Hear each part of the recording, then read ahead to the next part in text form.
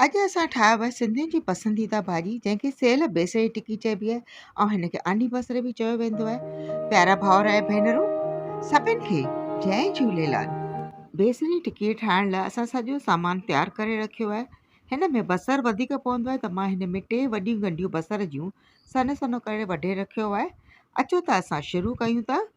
त पहिरीं असां टिकियूं था ठाहियूं। त टिकियुनि जे लाइ 1 कप असां बेसण विधो आहे जेको 125 ग्राम बेसण आहे ऐं हिन में 2 सावा मिर्च विझंदासीं सन्हा कुतरियल, 2 टेबल स्पून खसखस विझूं था।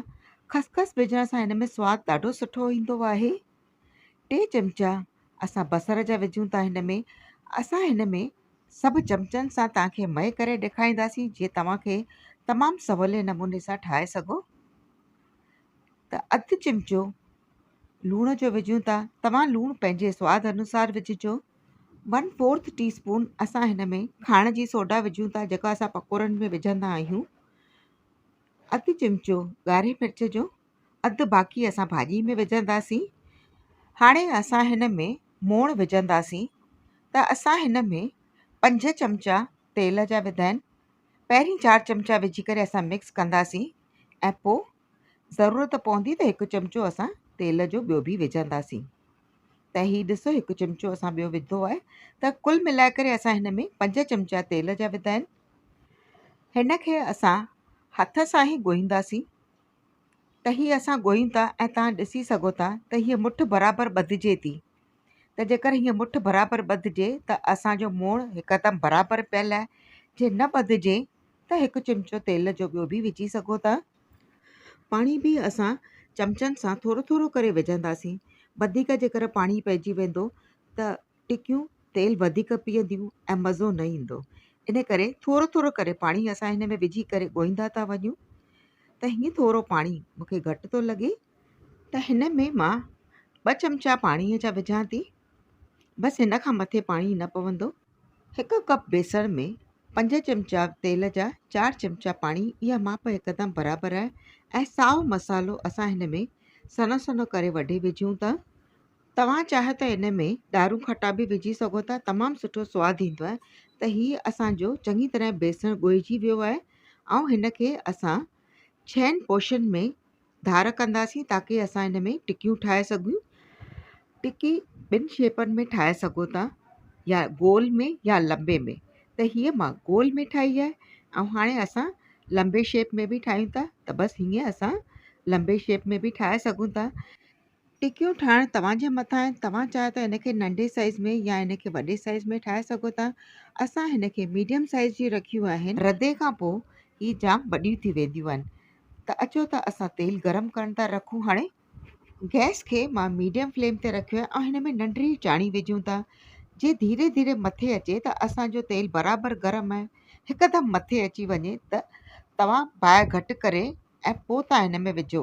त हीअ ॾिसो त हिकदमि बराबरि आहे। ऐं हिकु हिकु टिकी करे विझिजो।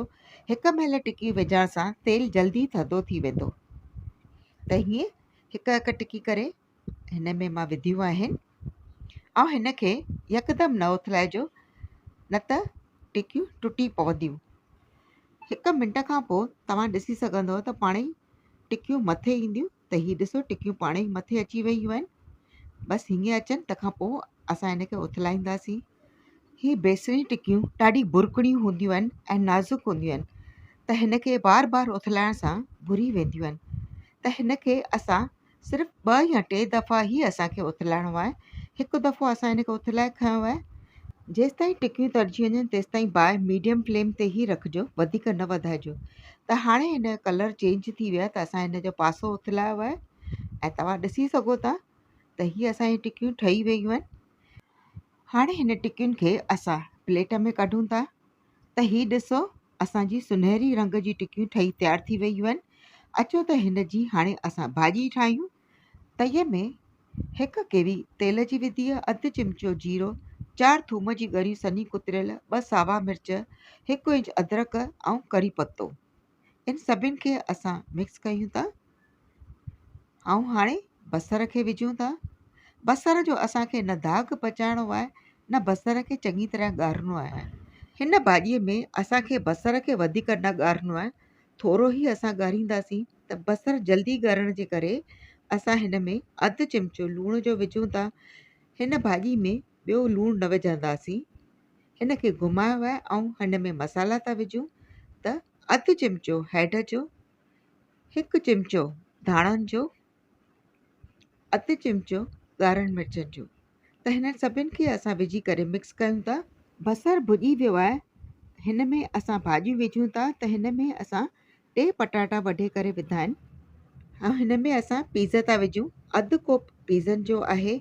जे तव्हांखे पीज़ न हुजनि त सनी सोयाबीन हूंदी आहे, उहा बि तव्हां हिन में पुसाए करे विझी सघो था। 2 वॾा टमाटा मिक्सर में ॻही करे विधा आहिनि।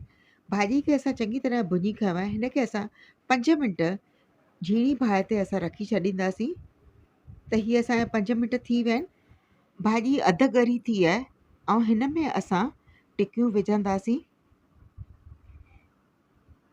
हिन खे हल्को हल्को घुमाइणो आहे, न त टिकियूं भुरी वेंदियूं। त बसि इहे टिकियुनि खे असां घुमाए खयो आहे ऐं हिकिड़ो कप पाणीअ जो विझूं था। 250 ml पाणी आहे इहो। चङी तरह हिन खे असां घुमायूं था जीअं सभु तरफ़ां पाणी फैलिजी वञे ऐं हिन खे असां हाणे ढके करे रखूं था। त हीअ असां 5 मिंट लाइ ढके करे रखियो आहे ऐं गैस असां लो फ्लेम ते ई रखी आहे। त हीअ असांजा 5 मिंट थी विया आहिनि ऐं पाणी सॼो सुकी वियो आहे। मथां टिकियूं ॻरी वियूं आहिनि। हेठां टिकियूं थोरी कचियूं आहिनि त असां हिन में अधु कोप पाणीअ जो ॿियो विधो आहे ऐं टिकियुनि खे असां बसि हीअं उथलाईंदासीं ताकी टिकियूं हेठां बि चङी तरह ॻरी वञनि। त हीअं करे असां सभु टिकियुनि खे उथलायो आहे ऐं हिन खे असां वरी 5 मिंट लाइ झीणीअ बाहि ते ढके रखूं था। त हीअ असांजा 5 मिंट थी विया आहिनि ऐं असांजी भाॼी ठही तयारु थी वई आहे। गैस खे असां बंदि करे छॾी आहे। त हीअ तव्हां टिकियूं ॾिसी सघो था, टिकियूं केॾी वॾी थी वियूं आहिनि ऐं हिकदमि नरम अंदरां आहिनि। त हिन खे असां बोल में लाहियूं था। हाणे हिन में असां अधु चिमिचो गरम मसाले जो विधो आहे ऐं थोरो साओ मसालो बि हिन में असां विझूं था। त हीअ भाॼी तव्हां पंहिंजे घर में ठाहियो, पूरे परिवार सां हिन भाॼी जो मज़ो वठो। पर असांजे चैनल खे सब्सक्राइब करणु न विसारिजो।